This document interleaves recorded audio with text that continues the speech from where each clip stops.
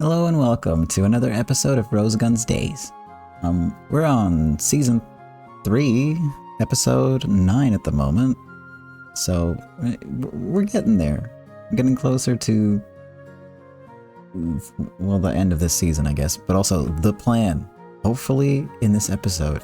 But first we'll start you off with our usual content warning for this season. So perhaps not this episode, but beware that these things could happen in this episode, or could be mentioned or discussed in this episode. Violence and gun violence, racism, sexual content, including references to assault, misogyny, alcohol abuse, characters dealing with trauma, depression, other mental health issues, and mentions of human trafficking. I don't know what's going to happen in this episode. If there's a need for more specific or additional content warnings, I will cut it in right here. It will also be on screen, and it will be in the description with timers that you can use to skip specific scenes that these things happen in, so you can just skip ahead if you want. All right, with that said, let's dive into the recap of last time. The episode I said that we would get to the plan in, but we didn't. What did happen though is the training arc continues with Oliver, who is responsible for taking down the guard watching over Zell's father. So he's the muscle of the group. He, however, refuses to accept Mage's advice, Mage's been helping, or trying to help him get better at kicking. Get better at fighting, be more focused, and thus stronger. And Meiju is a martial artist himself, so he knows what he's talking about. Oliver, however, is too prideful to allow anyone's help. He even refuses to listen to Zell, who suggests that they spar instead, instead of her giving him advice. She beats him up easily. I say she beats him up, but it isn't really the instant takedown that they need to take down this guard, right? Because it needs to be quick. Otherwise, the guard can warn other people. Using that, I can fight, but I can't do this kind of, narrative, plus some fake tears. She encourages Oliver to do his best, and he finally accepts because you get what, just cry. It works. It works. And they are definitely fake tears because she just laughs at her. And remember, she's like a trained assassin / spy, so she's really good at acting. Zell does still have some training to do, despite all her skills, which leads her to Primavera, where she's going to be taking singing lessons from Amanda, who I completely forgot sings, but then I suddenly remembered, yeah, that was like her thing for a while. Until all the other things happened. Xiaolun goes along with Zell, and Xiaolun's still in the dark about the plan and trying to figure it out. And then she realizes from these singing lessons that the Wandering Dogs could utilize their band to get into the restaurant by doing a performance there. The restaurant is known for having live performances, live music. So that's where the singing lessons come in. While observing, Rose, Meryl, and Stella discuss the recent incident with Mong, where he tried to convince merchants to join him. And they talk about how to deal with people turning their backs on Primavera, which is already happening. An offhand comment from Stella makes Rose realize something. Her ideals aren't necessarily going to be shared by their countrymen, and forcing her ideals on them is only going to backfire. What they should focus on instead is ensuring their countrymen are free to do what they want. Then in modern day, Julie considers what she's heard about Rose and Primavera before the interview with John. After the Soy Sauce War, Primavera became a violent criminal organization similar to the Caleb family. And people turned not fully against Rose, but they became neutral towards her because, well, her organization's doing all this violent, horrible stuff, and that sucks. They became kind of apathetic instead. Eventually, Jun Amakawa, which is John's other name, real name, I should say, took Rose down, and took over Primavera. Then, in the past, a press conference with the Major General of the Chinese Forces and American director Elias Kazan, who is a real person by the way, takes place. The director talks about a mysterious singer he came across, only for the Major General to reveal that he's found this singer and their band, and presents them to the press. The band in question, the Wandering Cats, become the talk of the town for days, and, of course, from the name alone you can guess that this was all a setup by Meiju so that the kids will get an invite to the restaurant. And, with that, yeah, let's go. Alright,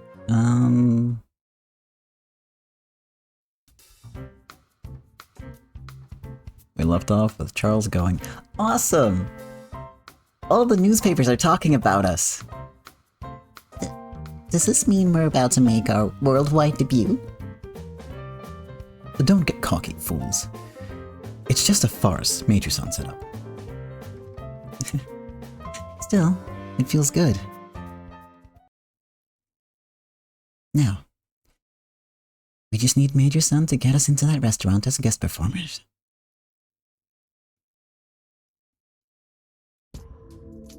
Meiju-san will certainly do it. There are no promises he cannot fulfill. You really do trust Meiju-san, don't you, Xiaolan? If you mess up, Meiju-sama might be placed in a predicament. Yeah, I know. Our failure won't just affect us. It might affect all of you who helped us. Yeah. It won't just be us.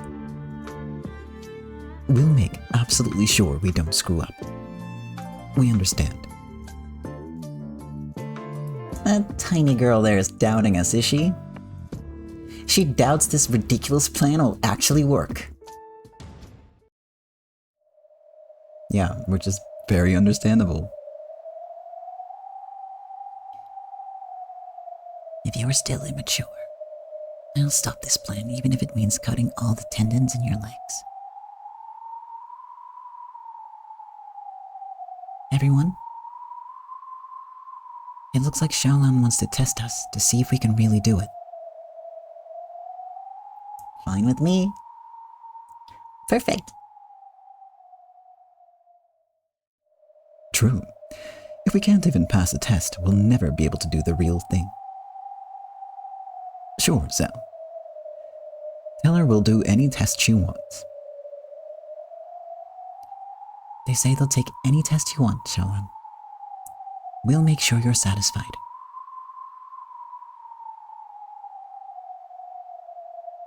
There's no backing down now, okay? Oh?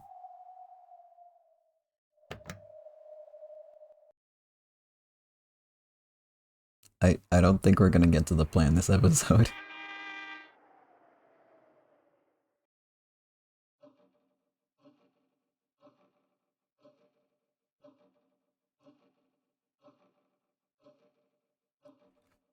No, so many voices I forgot. The Primavera VIP room was packed with all the leaders, Rose included. Rose finished her long speech. For a while, the room was wrapped in a silence disturbed only by the ticking of the clock. I want to hear all your thoughts. After saying that, Rose stood up and walked to the window, facing away from them. She probably meant to let them control the flow of the discussion. We're soldiers. If you tell us to fight, we fight. And if you tell us to die, we can die. We can do that because we believe our deaths will form the cornerstone for our countrymen. There's a difference between being prepared to die and dying like dogs. Of course, we can die because we'll be revered as honored war dead. And our wives and children will be fawned over in their hometowns for being the relatives of heroes. Yeah. Simply put, we aren't afraid of death. That's why we're, well, like a bunch of spoiled brats who want to be fawned over. You aren't wrong there. How pathetic. Are you so afraid to lay down your lives? Don't get the wrong idea, kid. It's just that it's boring to put your life on the line for no reward. Wayne-kun, would you risk your life for a job that had nothing to do with Madame Rose, that didn't even help Primavera? Okay, enough of that. Don't bully Wayne.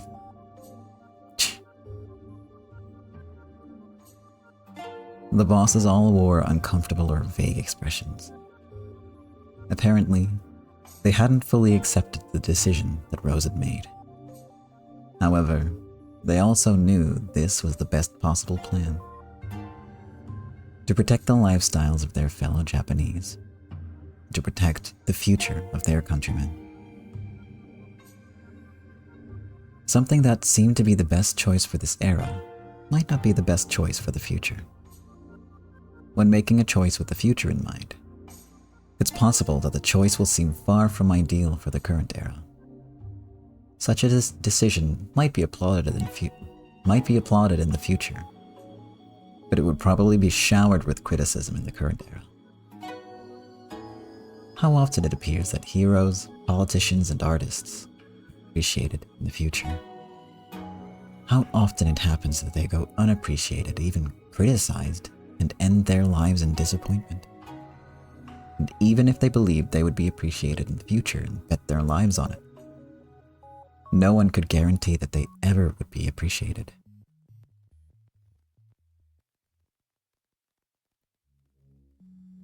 After much thinking and broken hearts, Rose and I reached this decision regarding the GDS's ultimatum. This decision will probably not be understood by the city folk who support us. No matter what we say, they are unlikely to listen.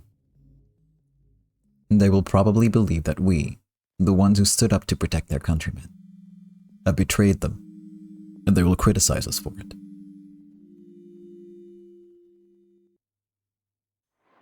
I will support Madame Rose. We formed Primavera because we truly cared about the lifestyles of our countrymen. We certainly aren't hypocrites who began this so we could be praised and idolized by our countrymen.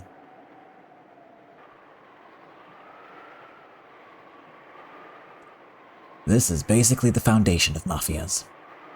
Money, fear, and respect. In other words, we people who strayed from society just want the world to acknowledge us. Although, in that sense, we've succeeded. That's right. Right now, we're feeling really good about ourselves.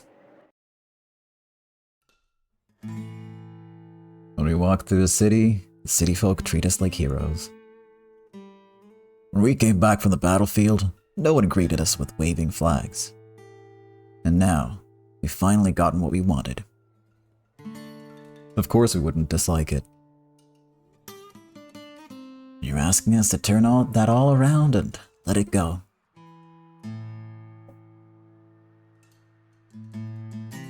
No one will praise us or fawn over us anymore. We'll probably be treated like ladies of the evening or bodyguards. No, even worse. I mean, some of them already are, so including your sister.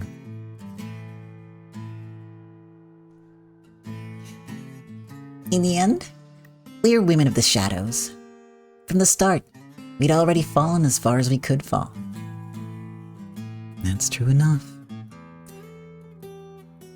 It's more like that what we've had until now has been a happy dream. When we go shopping, we're given stuff for free. Children crowd around us. It would have been unthinkable before. It felt good.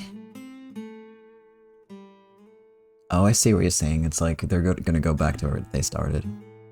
And be treated like women of the evening when they weren't now because of Primavera. I see.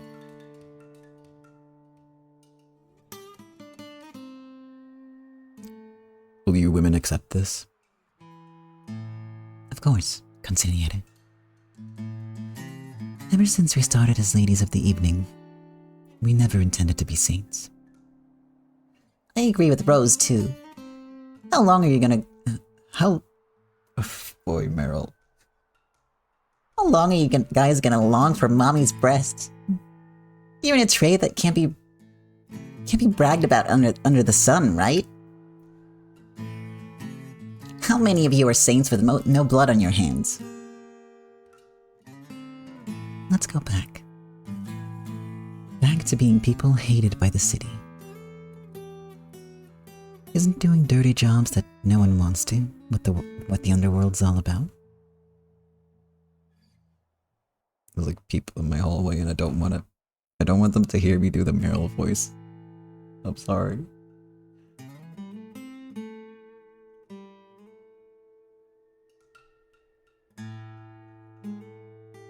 Like, anything is fine, but not the Meryl voice. Anything but that.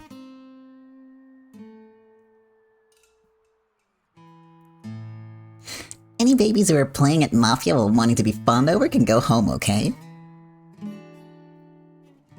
That's harsh. But you're right. Since the distant past, men have been creatures who can't easily get out of the kotatsu once they've gone in. And this decision would be like kicking the kotatsu away and abandoning it. That's not what Richard sounds like, but we'll keep rolling. Primavera will probably lose the support of the people. The people will probably criticize this decision and remember it for a long time. I think I just realized why I trip up on my reading so much. It's the kerning of the text is completely off. Like, there's random... Look at the L's. There's so much space in between the L's and other letters. The S as well, it's like way broader, and if you compare that to the M, where it's all like close together, you want it to not look like there's a space in between letters, because then it looks like a new word, and you're going to have a little bit of a pause there, or you're going to anticipate a word, and then it's just a single letter, and your brain has to adjust, and that's why I keep tripping up, I think. It's the kerning. Anyway. That probably won't change until we die. But even so.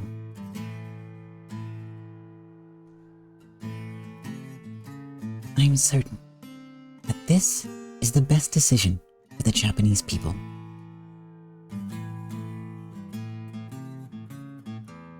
I won't force anyone to support me if they don't agree. After all, no one can guarantee that I'm right. I'll stick with Madame Rose. After all, here he goes again.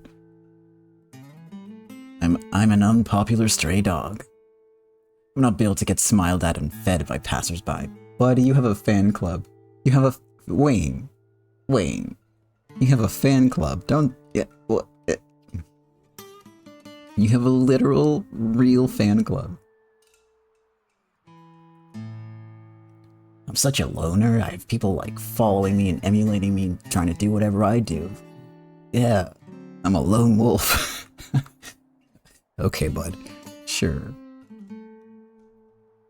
Being hated is just fine. Getting fawned over by city folk is shit. Well, I imagine you would say that. What about you veterans? Don't tell me you entered the army because you wanted to be popular with the ladies. Yeah, there were people like that. I won't deny it. It wasn't bad striding around with massive medals hanging off you. Well, only some of them were fools like that. For most of them, it was just a single slip with a draft notice. For a slip of paper that costs... I don't remember how to say that in English. You can't say cents with the N, right? Because it's... Oh no, the numbers are tripping me up again. Why do they always do this, the numbers? I'm gonna have to Google this, but I don't want to. I know how to say that in Dutch. It's like points. I'm just gonna say, okay, yeah.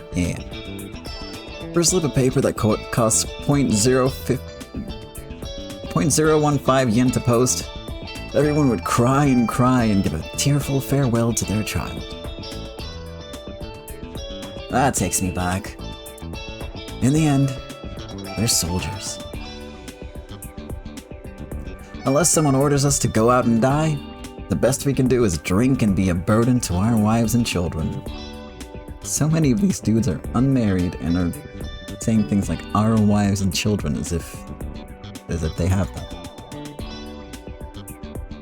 Unless Maurice is like a secret wife that he hasn't mentioned at all, which could easily happen. He isn't on screen a lot. So, that's what this is about. Our will doesn't mean a thing when faced with a single draft notice. Are you okay with that, soldiers?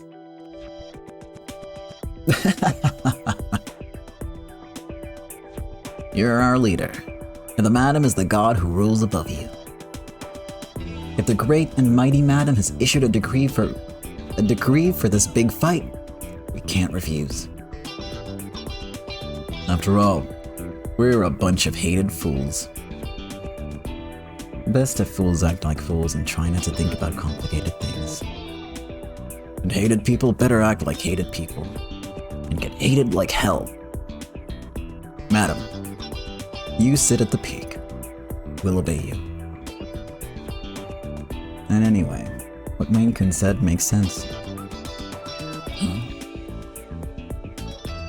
We may not look it, but we're pure evil. I was just starting to think that being fawned over by city folk didn't suit our character.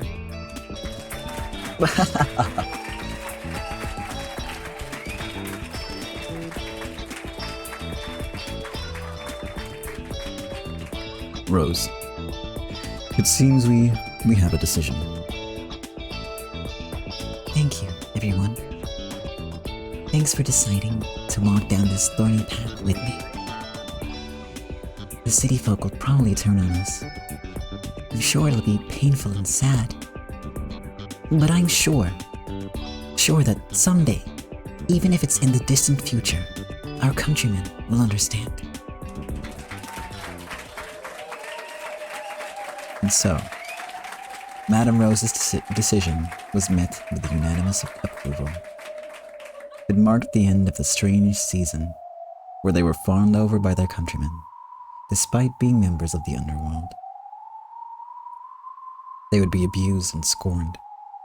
No one would look back on them, and they would not be rewarded. Rose and Primavera decided to walk down that thorny path.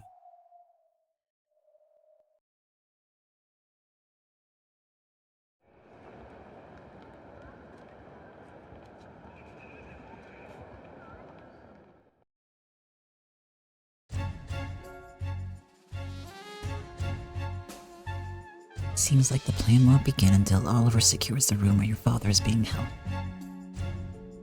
Yeah, There'll definitely be a single guard in front of the treasure house.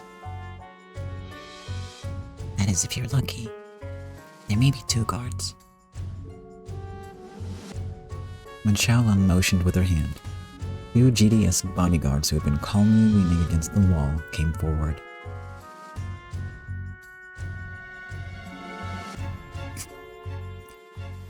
So, we need to let that spindly kid kick us? Can we pay him back afterwards? We aren't sandbags. The first move alone will be Oliver's. After that, you can fight back however you like. Everyone, please give it your all, without holding back.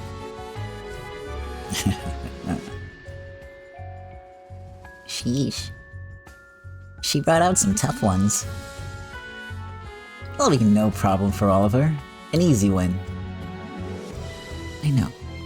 Still, it could be extremely difficult to take out both of them with one hit.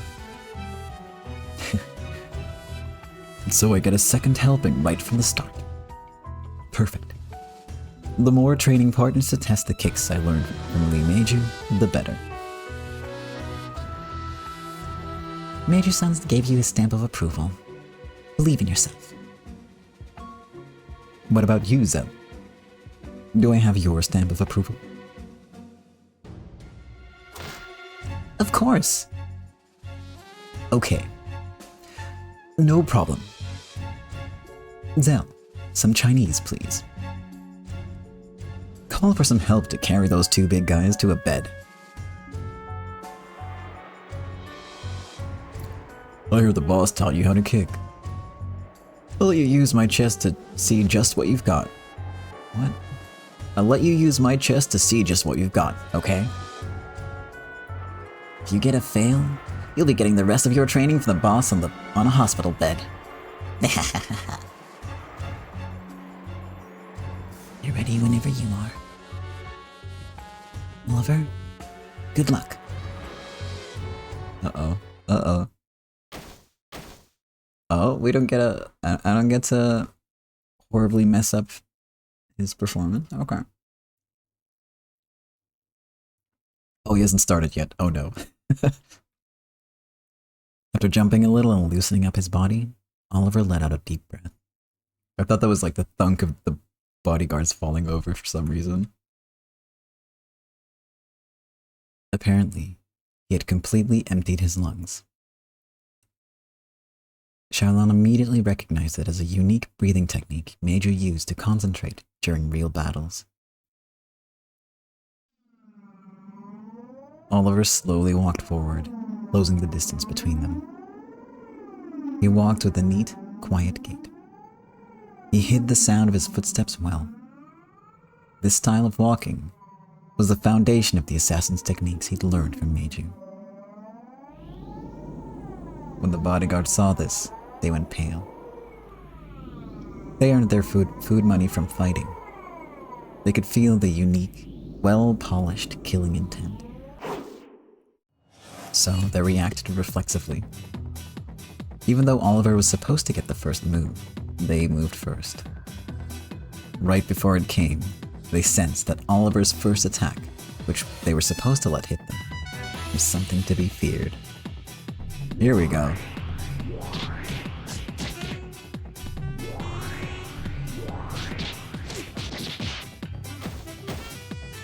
What? Where did he? What?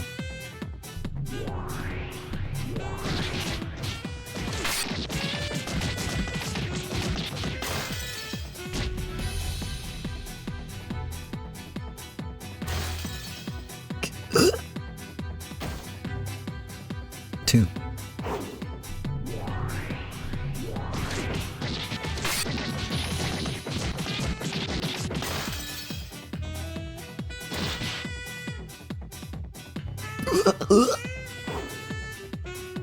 Three.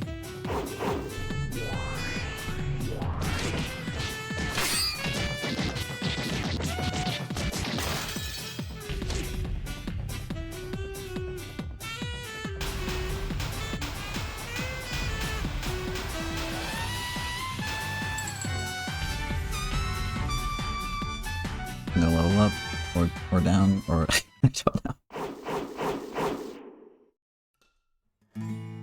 It was a wonderful performance, with beautiful, flowing footwork. Oliver always had talent when it came to fighting. Courage and kinetic vision, power and speed. He had all the foundations. However, he'd had neither techniques nor knowledge. Those things only mattered when all the foundations were present. So this was inevitable. And it was perfected. The two bodyguards received fierce attacks to vital areas and were knocked out. They would probably wake up in a while, but it should be easy to tie them up and throw them somewhere in the meantime. How's that? Nice! That was amazing! You've really been training hard, Oliver. Heck yeah. Oliver's dynamic movements work well with the precise movements of the Chinese martial arts. It would have been perfect if you took the second one out with a single hit too. No, there's no problem. He immediately decided that the first hit hadn't knocked him out, so he moved into the second hit without hesitation. Those were perfect movements. An incredible concentration.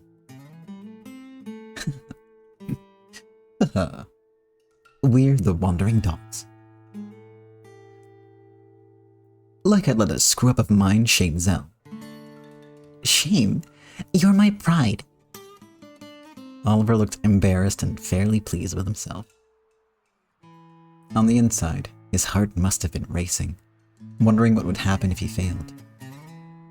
He'd managed to push that aside completely, if only for a short period, and move accurately and calmly like a computer. Techniques to improve concentration probably suited him even better than kicking techniques. Very difficult word, kicking. How's that, Xiaolan?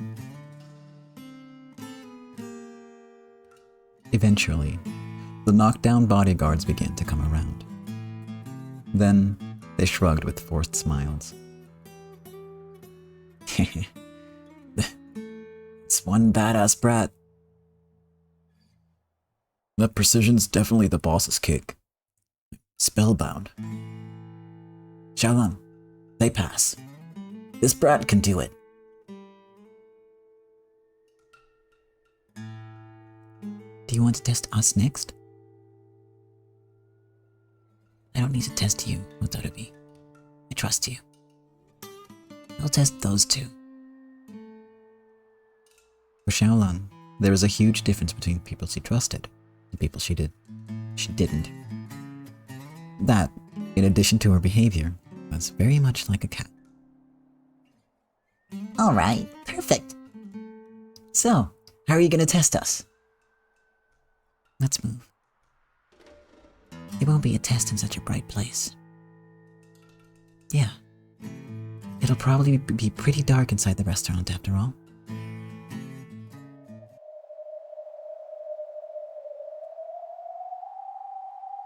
The lighting in Wang's restaurant was kept dim to play up its luxury appearance.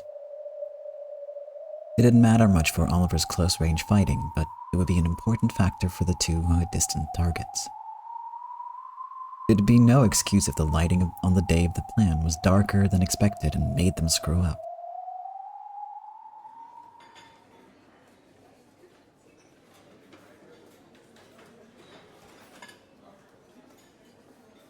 In that dark restaurant, Wang was holding an open newspaper.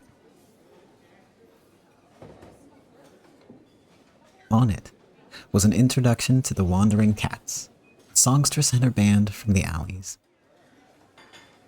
Whoa, how heroic. The band of orphans from the alleys, huh?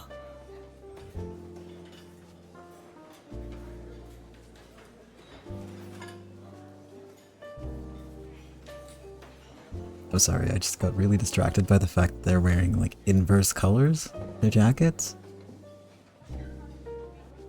And I don't know why, but that amused me a lot. And I was trying to, I don't know. I got really distracted. I hear they've been performing in the Small Rock region as well. A subordinate who heard them in person said she had quite the singing voice. Even the Hollywood directors showering them with praise? Oh, nice. Doesn't the part about this beautiful songstress catch your interest? I like it. I can't get enough of stuff like this. They're in the middle of a boom right now, are they? Things like this are no fun unless you appreciate them when they're hot. Damn, made you so smooth. I thought you'd say that, so I've already made arrangements. Just as planned, huh?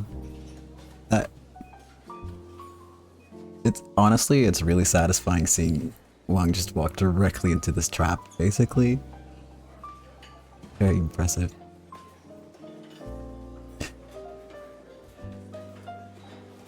Now that's my little May. How considerate. Not at all. In truth, I've been wanting to hear that singing voice myself. Wang had only received an order from the GDS to hold Zell's father. He had no interest in men, and of course, he had never met Zell and had no relationship with her. It was only natural. Employed assassins are merely dangerous. He may use them, but he wouldn't willingly meet them directly. A wise man keeps away from danger, or whatever the proverb was. And so, Wang himself gave permission for Zell and the others to enter his own castle. That's right, little May. When do you think you'll be able to invite those wandering cats over? That depends on how negotiations go. Is there a particular day you would prefer? That's it. Wouldn't it be interesting if we did it the same day we... I need to redo that one. Wouldn't it be interesting if we did it the same day we invite Madame Rose over? Oh? This will be Japanese people showing off their talents for Chinese money in a Chinese restaurant. Don't you think that's just perfectly fitting for the Japan that's coming soon? You always think of such amusing things. Explaining to dreamer girls about reality in a way that's easy to understand. Don't you think that's the responsibility of their seniors in life? Yes, come to think of it. Aren't we about to the first week, where the poison Hotarabi gave to Madame Rose will start to take effect? I was just thinking about that. Now that you mention it, you're right. Let's have those kitties sing her a lullaby. To put Madame Rose quietly, gently to sleep. My, just the sort of consideration I'd expect from you, honored brother. You'll be there that day too, won't you? Of course. I must witness the resolution of our bet. I'm glad you remembered. I doubt that night will leave either of us bored. So, I'm counting on you to set it up. Can't wait. Understood, honored brother. Yeah, but he can't wait either. Pardon me, boss. Madame Rose has contacted us about the timing of your meeting. Do they understand that this will be the final meeting? They do. Richard stated that he understood. My. It certainly seems it will be an amusing night. Oh, little May, do you have a second? Yes, honored brother. What is it? About that beautiful songstress everyone's been talking about.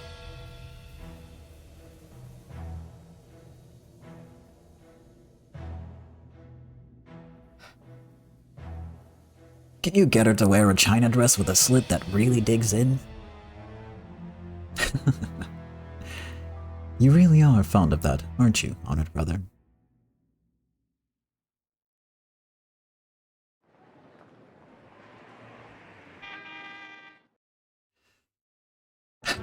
I was just about to say, I really miss Butler right now for some reason, and in a way I also don't miss him, because you know what he makes me say. But the thing that Wong just said made me think, you know what? They're all bad, so we may as well have someone like who isn't evil, I guess.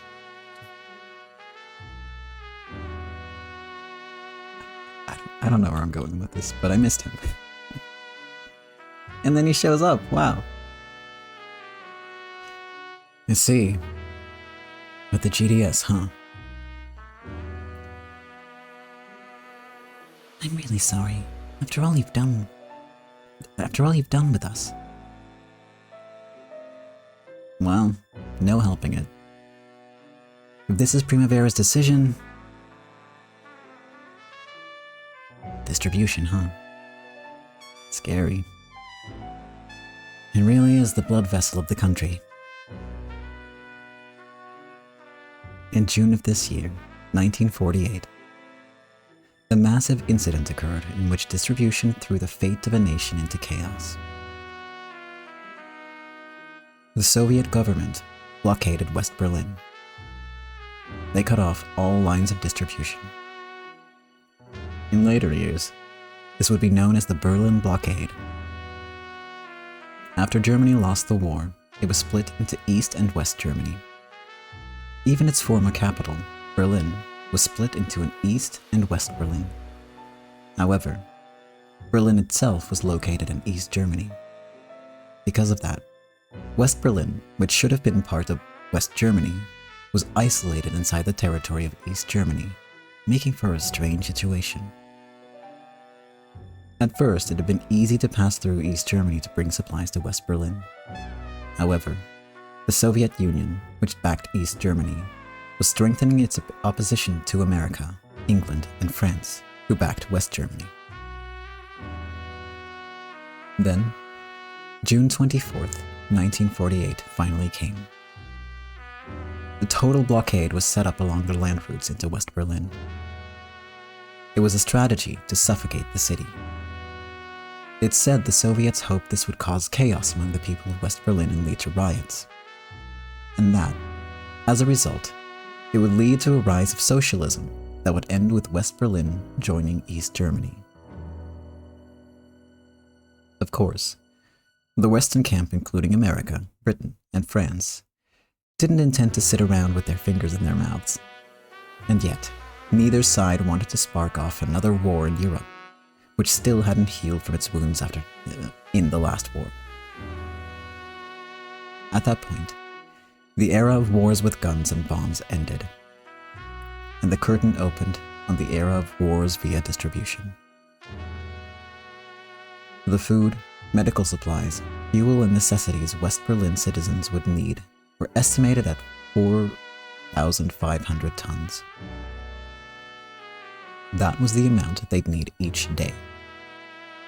Unless those 4,500 tons were delivered each and every day until the Soviets removed the blockade, West Berlin would wither. To counter this, the Americans, British, and French focused on the one route that hadn't been sealed: the sky. They decided to engage in a massive, unprecedented air transport campaign over Berlin, involving hundreds of transport vehicles. In June 30 of the same year, American Secretary of State Marshall announced that he wouldn't abandon the people of Berlin. He announced that he would put the dignity of the Western powers on the line to protect the lifestyles of those in West Berlin. Wang Huanhong must have known about the Berlin blockade in great detail. That might have been his inspiration for his strategy against Primavera. No, maybe it was the other way around. Chinese merchants who had resiliently sold to all sorts of countries had known this since long ago. Distribution forms the blood vessels of a nation. When it's cut off, we don't. This war, this war with the new name of distribution was being fiercely waged at this very moment in the skies above Germany.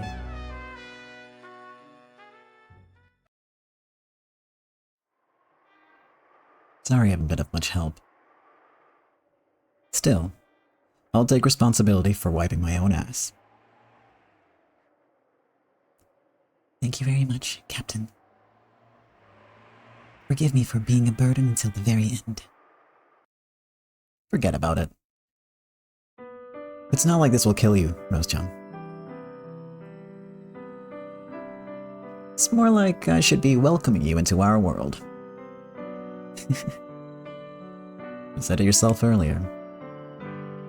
Someone has to sit on the throne of the underworld. It mustn't be left empty. Those are good words. Someone has to do the dirty work. Just double checking that I was voicing the correct character, and it was. It's a lie that every occupation deserves esteem. Even politicians, public employees, police, troops, and tax offices don't get praised by everyone their whole lives. Still, because we're here, their lifestyles are protected. It's a dirty, pathetic job that never gets rewarded. And that's why politicians and public employees are built to enjoy those benefits so much, at least in my opinion.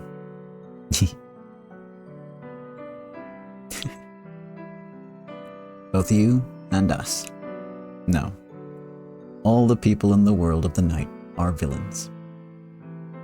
No matter what they do or don't do, they get bundled together and labeled as villains. In that case, it's not so bad to play the villain to the fullest, is it? That's what I intend to do. I'll play the wicked woman to the fullest. Nice. You make my heart jump. You'd better do what you like and get thoroughly hated. Even then, I'll love you more than anything in the world, Rose-chan. Oh, Captain. I'd like to go forward until the bitter end. I didn't receive life so I could be afraid of people disliking me. I was born to bring about what I think is right.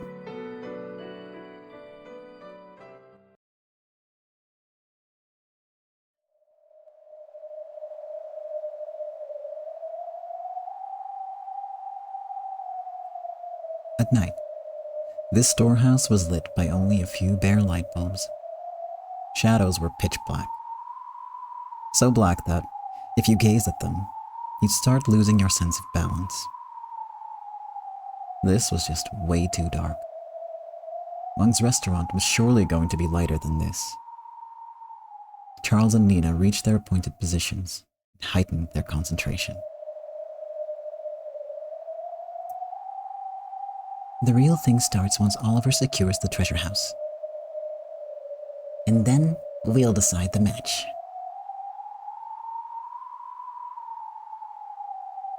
In front of Charles was that safe that had been on the table earlier. Charles put the key into the keyhole and tested its feel once again. I'm ready whenever you are. Nina? Bring it anytime. Let's go. You've gotten really good with that new slingshot, huh? Leave it to me. By now, it's a part of my body. Nina easily pulled back the new, powerful slingshot band for show. By now, though her upper arm was still just as thin, it seemed to have a wild resilience to it. Start the test whenever you like. Give us the signal. Nina would snipe a distant target at the dim light with a lot of force. And Charles would take a key he'd stolen and, also in the dim light, throw it accurately to a certain spot behind him. Both of them had to perform those actions accurately, silently, and with movements small enough not to arouse suspicion. This plan's going to be wild.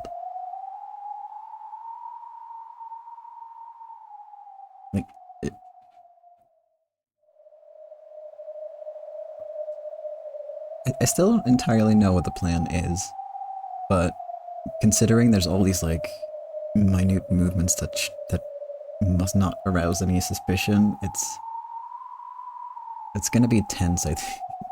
I'm gonna be real worried when it actually happens.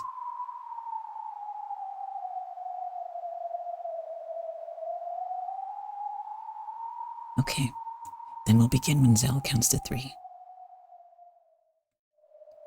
Everyone, I'm going to do a countdown. It'll go 3, 2, 1, and then you'll start on 0. Okay.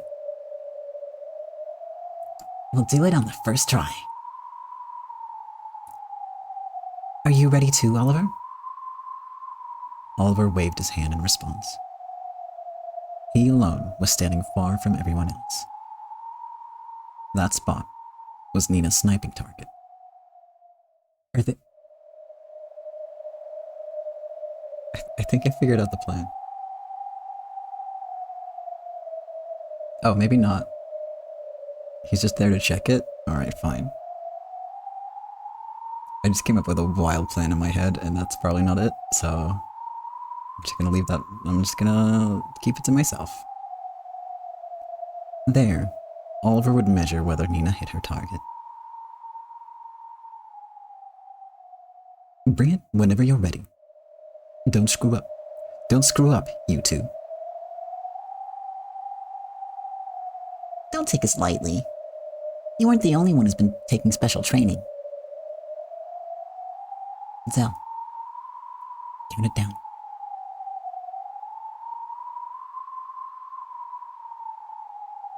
Okay, here I go. 3, 2, 1. At that instant, Xiaolin held up her hand as though signaling someone. As she did, a GDS man standing on alert suddenly flipped the electrical breaker. Immediately, the storehouse was covered in a completely lightless dark. At the same time, Zell yelled, "Zero!"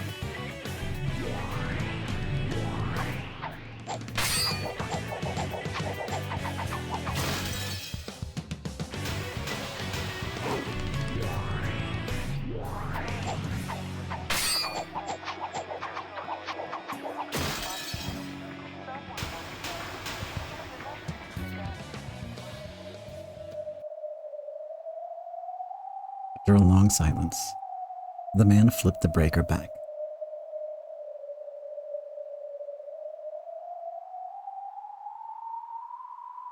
The bare light bulbs in the storehouse let out a faint light again. Charles and Nina were still frozen in the positions they'd ended their work in. It was as though the film had been torn.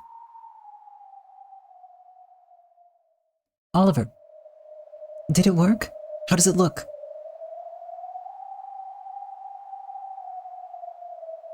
Charles and Nina looked at Oliver. Xiaolin and the GDS men also looked at Oliver, waiting for his judgment. Eventually, Oliver grinned. We wandering dogs are invincible. How is it, Oliver? You guys did it.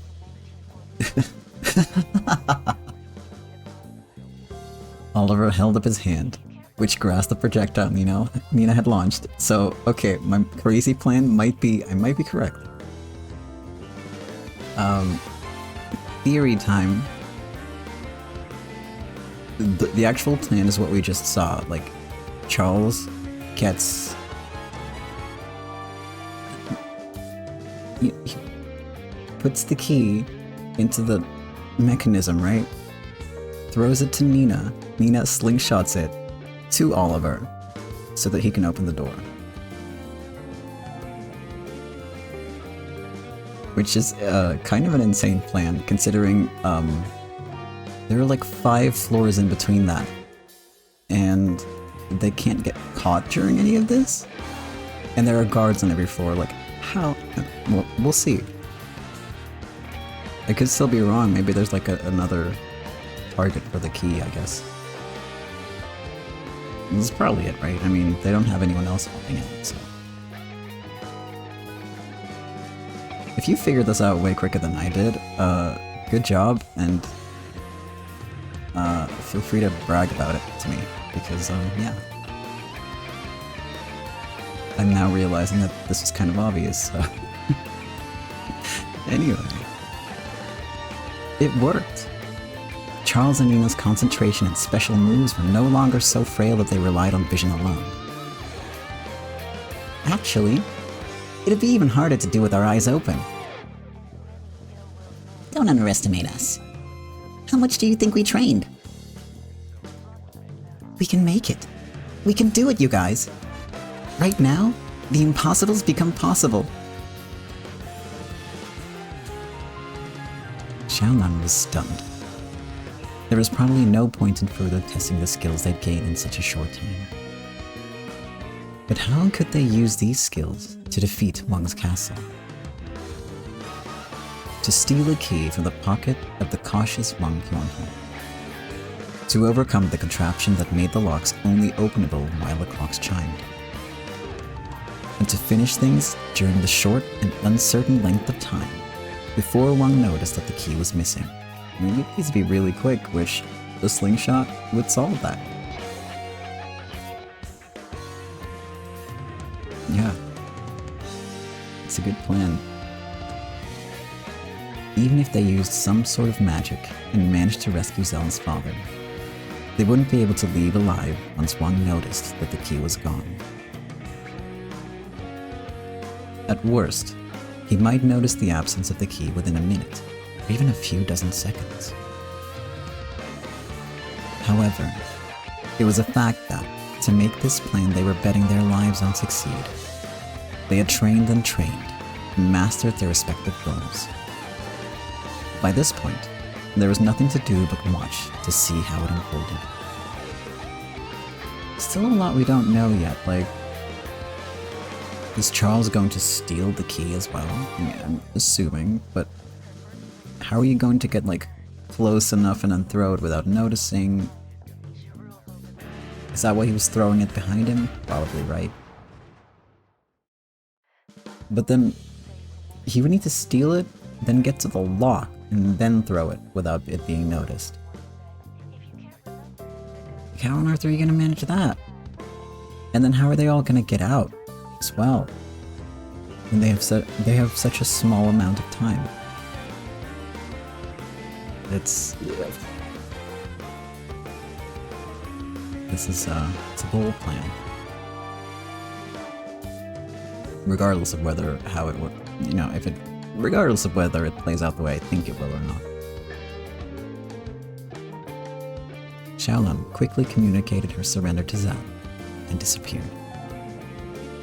She still couldn't imagine the entirety of the plan. Hey, just like me. However, it was an inescapable fact that Meiju had approved it. Now, there's nothing to do but trust them. Thanks, everyone. Thanks for doing so much for such a ridiculous plan. Even that ridiculousness isn't ridiculous now. If it's based on carefully laid preparation and planning, it's inevitable. Right now, we understand. We know how Wayne Sam felt just before the legendary night. There's this strange exultation that makes us sure we won't fail. Let's do it. We'll rescue Zell's dad, no matter what. Thank you so much, everyone. I'll never forget this. It's the other way around. We'll never forget what you've done for us. This only covers a bit of the interest on what we owe you. Let's make this work. We're the strongest. The Wandering Dogs. Yeah! Man, this would be such a good time to end the episode, but it's a little short, so I won't. Well, I'll try to get it to right before the plan happens. So if that happens to be really quickly, we're gonna end up with a shorter episode, but I think for the flow of it, it'll be better rather than, you know, chopping in the middle of the plan.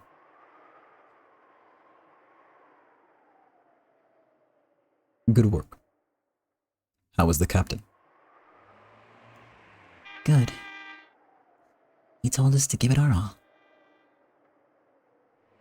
If you said that, then fine. It seems money is what matters in this world after all.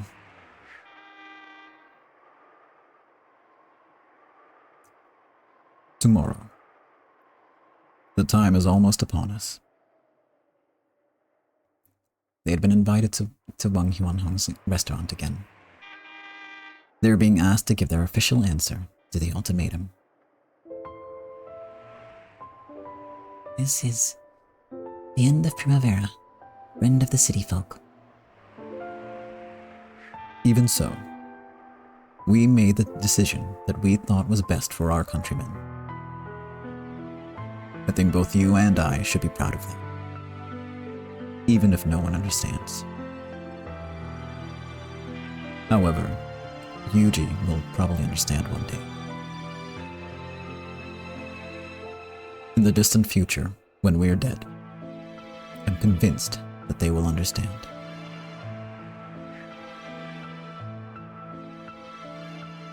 Yuji-kun's already too, isn't he? Time goes by so quickly. When you have children, you get surprised at the speed with which time passes. The several decades we live for are nothing but a single section of a baton relay.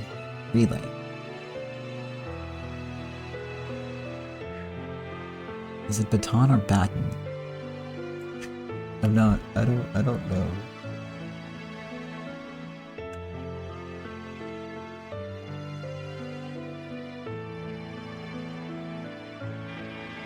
When I think about baton relays, I start wanting to have a child myself someday. Isn't that splendid? Still, there's a lot of girls who hesitate to have kids. Well, of course there are. Once you have kids, you can't play around anymore. They cost a lot of money, too. And there's no guarantee that you'll regain your good looks after giving birth. In fact, there's a lot of young people out there wondering if there's any point having kids in the first place. From an economic perspective, giving birth is hardly an action to be recommended. But still, if our generation pursues only pleasure for itself, passes declining birth rates on to the next generation, then our country and our people will all be destroyed. I've thought about it while raising Yuji. Giving birth to children and raising them as a nation's, the people's responsibility.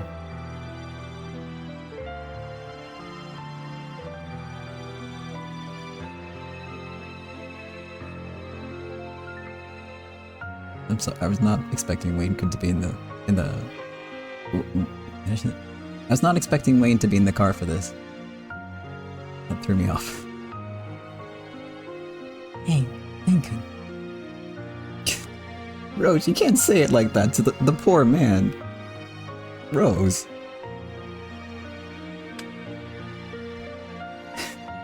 Rose, you can't say it like that to him. You're gonna break his little brain. Lincoln, do you want to have a baby? Wayne, who was holding the steering wheel, remained silent for a while before speaking. I forgot that he drives her around. I don't know why, but I forgot.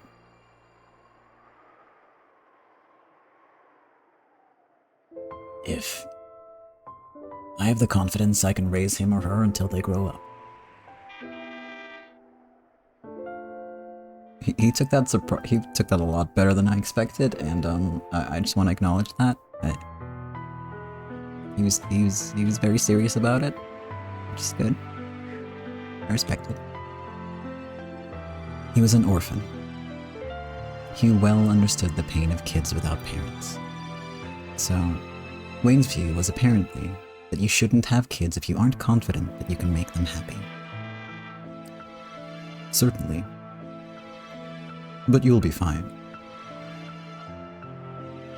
I have a job where I put my life on the line all the time. Getting a brat would be too.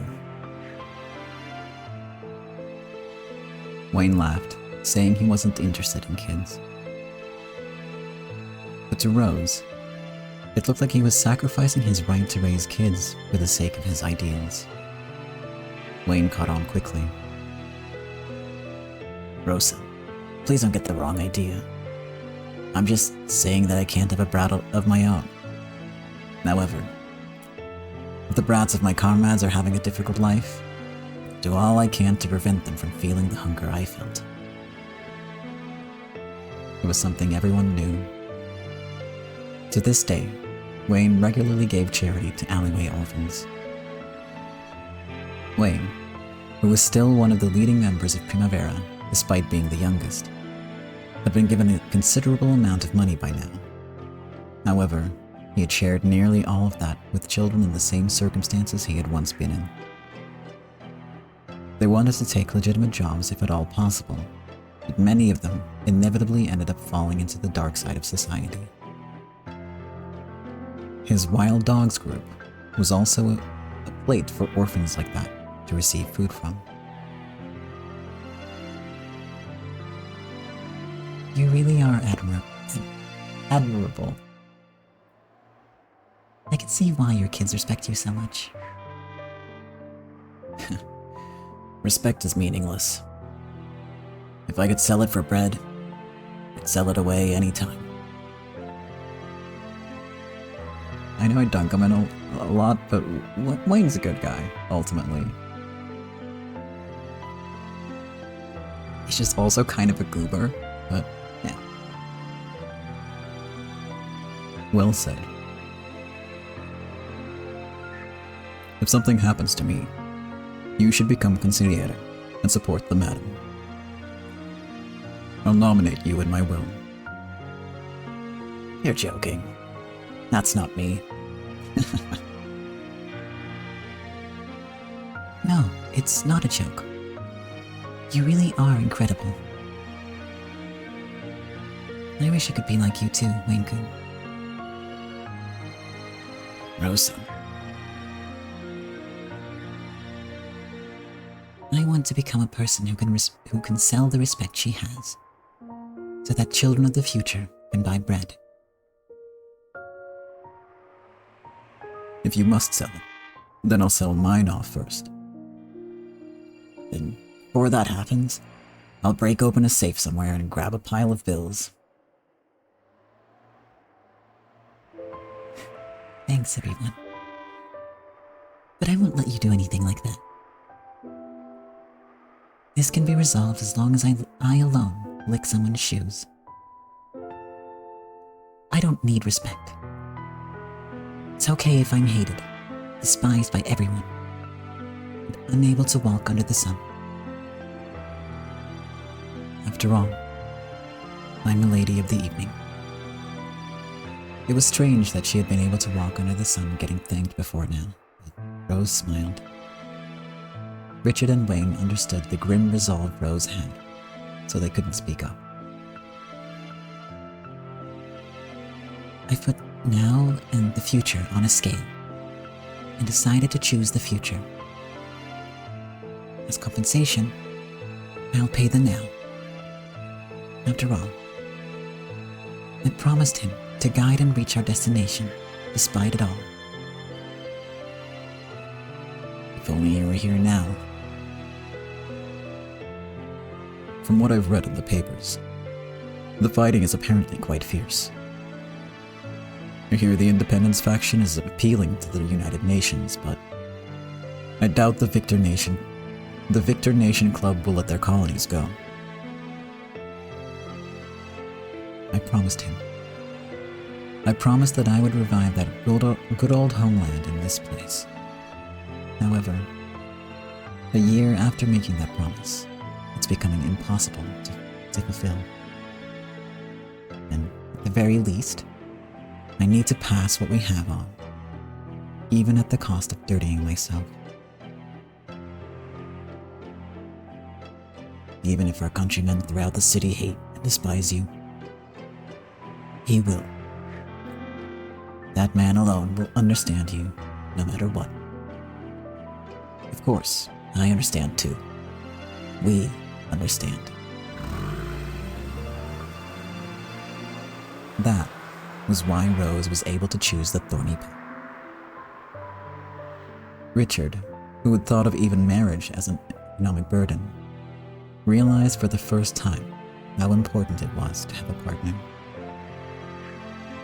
And for the first time, he understood that it was impossible for a single person to change and guide the world.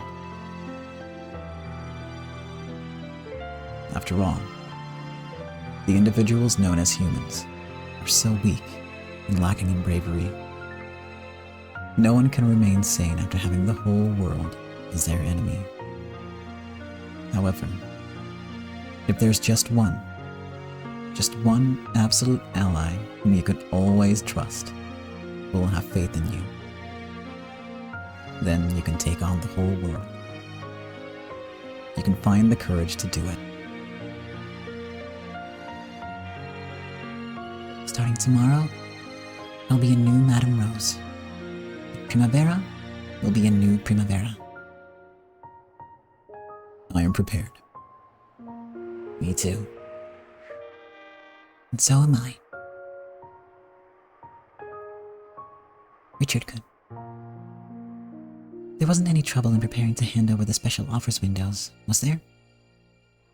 Not at all.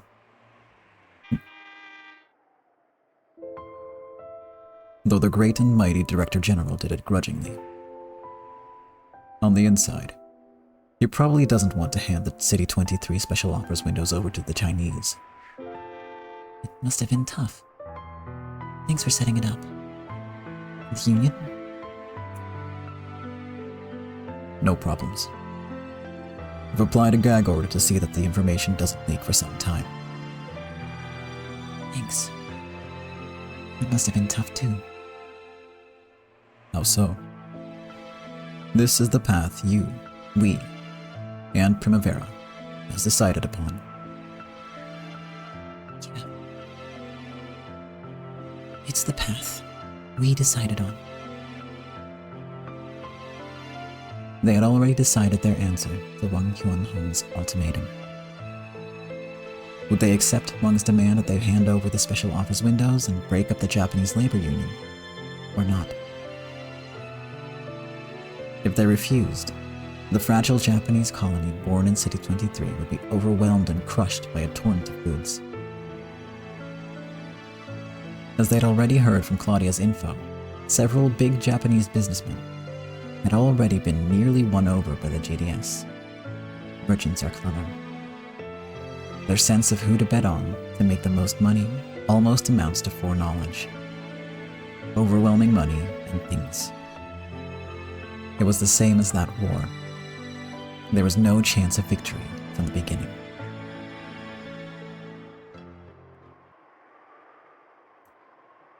Primavera will submit to the GDS's demands, handing over the special offers windows and disbanding the Union of our countrymen.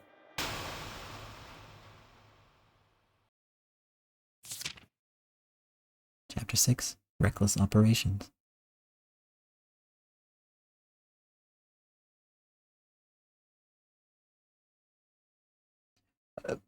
The boar, bear, rat, dog is powered up though. I just want to point that out first of all. I ranked up or down. I don't know. Probably up though.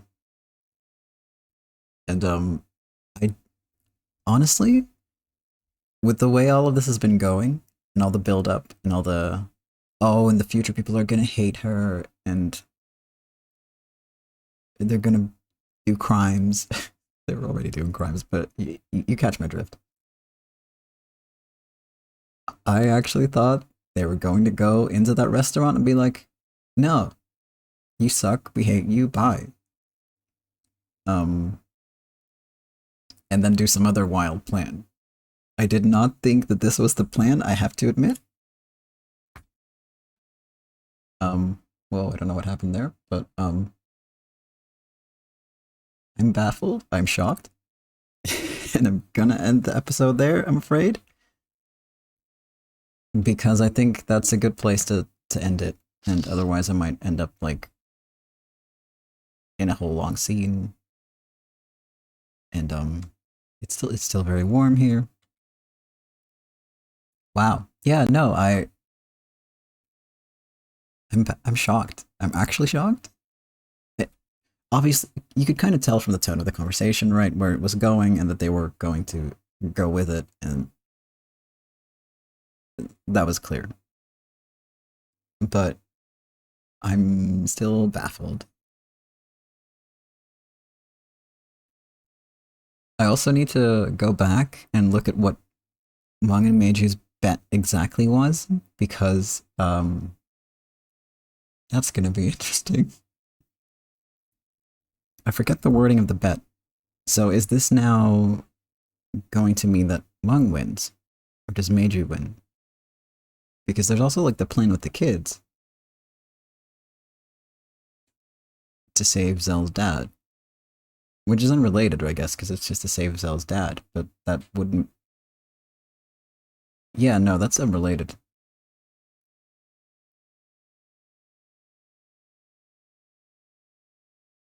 But, but, but does that mean that. Oh no. I'm worried.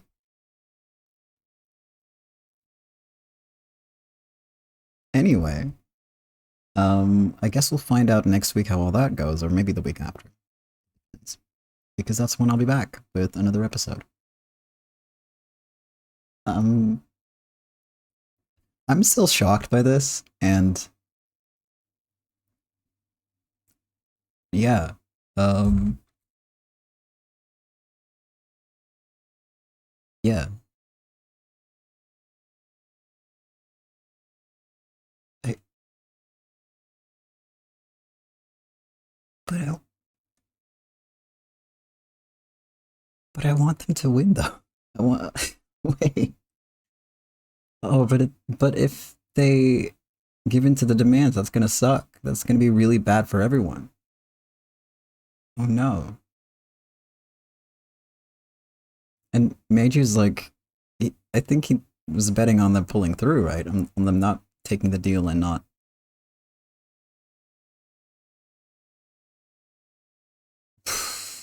I need to go.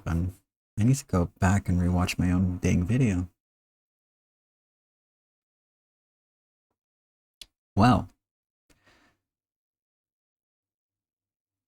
No, I'm.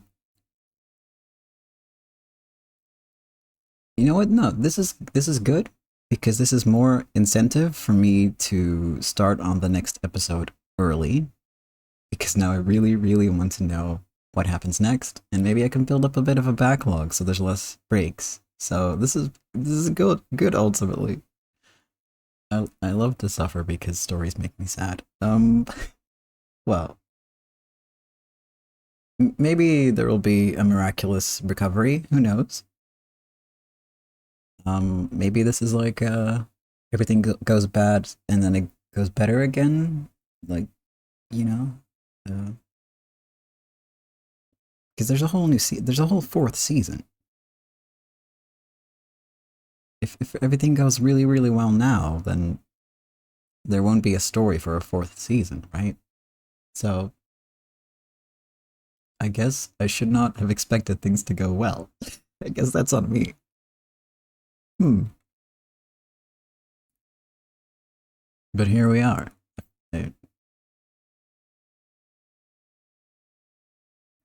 Yeah, I thought they were genuinely going to like band together and go against Wang and his cronies and come up with a plan. But there is no plan, apparently.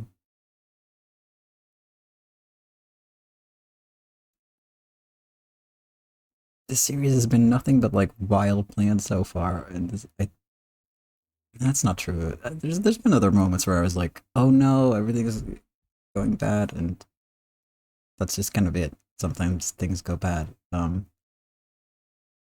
rambling, aren't I? I'm genuinely really surprised, and that's why the rambling is happening right now. But it does make sense, like narratively. And like, what else are you gonna do? You know, they don't really have much of a choice here, so I do get it. I worry about the consequences though. But hey, well, we'll find those out very soon, in a week or so. Maybe a little quicker from me, but you won't know that. Um, yeah, gosh, okay. What an episode. And I managed to stretch the timing with my rambling, so that's oh boy, okay. Let's see. Let me just yeah.